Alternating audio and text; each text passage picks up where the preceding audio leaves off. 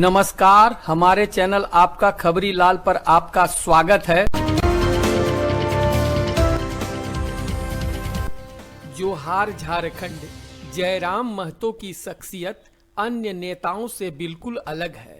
इनकी सोच कुछ हटकर ही है। डुमरी से जयराम की जीत ने झारखंड को एक नई दिशा दी है।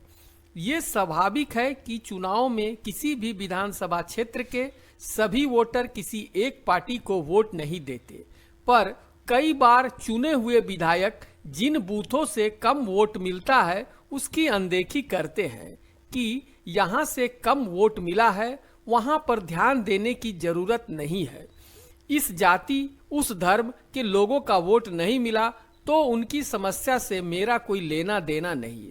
पर ये भूल जाते हैं कि जब वे एक विधायक या सांसद चुन लिए जाते हैं तो वो पूरे क्षेत्र के विधायक होते हैं। मगर जयराम इन छोटी मोटी बातों पर ध्यान नहीं देते हैं।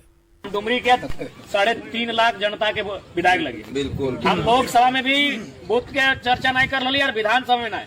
हमारा 94,000 वोट दल मान के चल 1,20,000 नहीं दल मतलब थोड़ी लगे कि 1,20,000 हमारा वोट नहीं कर ले 1,25,000 और नेता हम नहीं लगे। तो हम उस मानसिकता के नेता बिल्कुल भी नहीं लगे। जे दल है उखने के शुक्रिया, जे नाय दल 29 में दिया हम उस मानसिकता के नेता नहीं लगे। वो दूसरा नेता हो तो उस मानसिकता के इसरी बाजार बूथ नंबर 311, अरे यहाँ तो फलना को 400 मिला है, हम लोग को तो 120 को वोट मिला है। नहीं आने जाना, हम उस मानसिकता का नेता नहीं। डुमरी चुनाव के वक्त भी कई लोगों ने जयराम का विरोध किया था।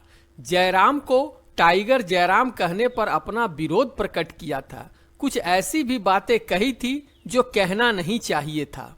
कैची और कहना नहीं चलेगा। जयराम के कह दिए हैं कि आज के बाद विधानसभा मुखिया चुनाव नहीं लड़ पड़ता हूँ।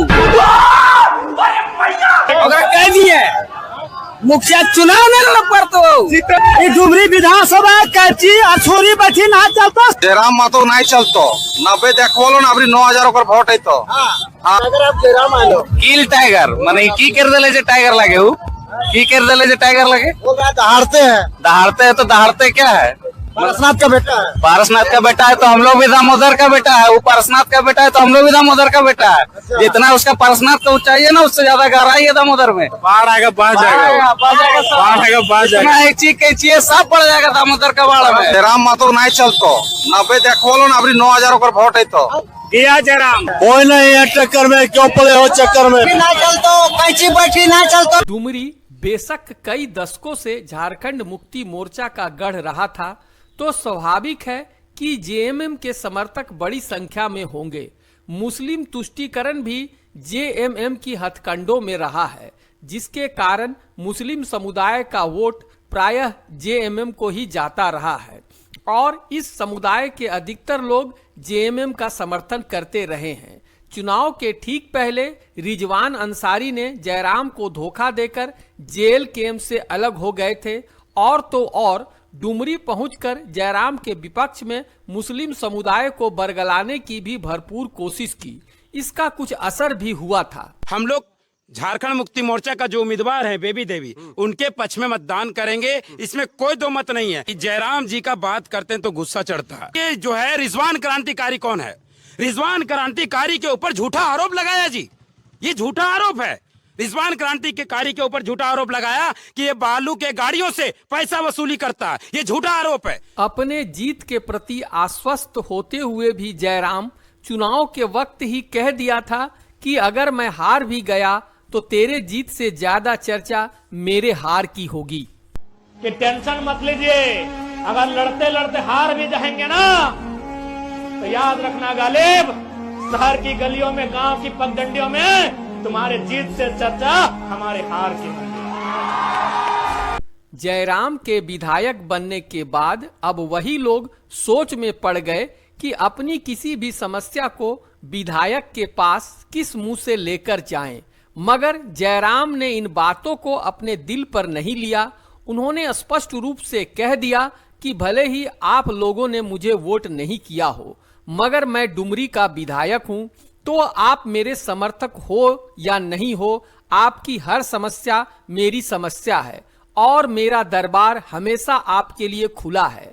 आपको मेरे पास आने की जरूरत भी नहीं है। आपकी एक आवाज से मैं खुद आपके पास पहुंच जाऊंगा, भले ही अपनी व्यस्तता के कारण कुछ घंटे की देरी हो सकती है। 11 बजे 12 बजे रात क्या नहीं रहे, एक मामूली से मामूली काम क्या नहीं रहे। अगर कोई कार्यकर्ता हमारा फोन कर दे, हम कहता लेट बताओ लेकिन पहुंचबो।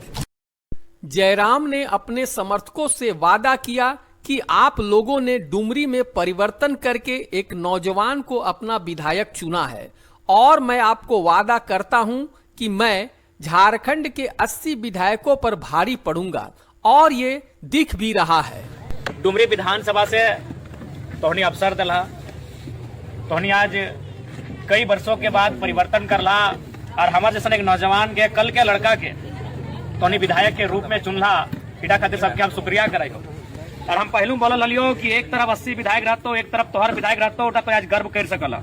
अब तो हालात यहाँ तक बन गए हैं कि लोग उन्हें झारखंड के अगले मुख्यमंत्री की तरह देख रहे हैं।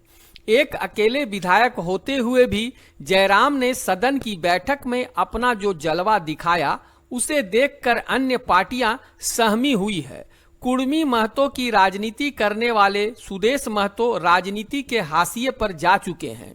ऐसे में ये भविष्यवाणी कि जयराम झारखंड के अगले सीएम होंगे या अभी लंबा रास्ता तय करना बाकी है, इस मुद्दे पर अपनी राय जरूर दे। साथ ही हमारे चैनल आपका खबरी लाल को लाइक, सब्सक्राइब और शेयर करना न भूले।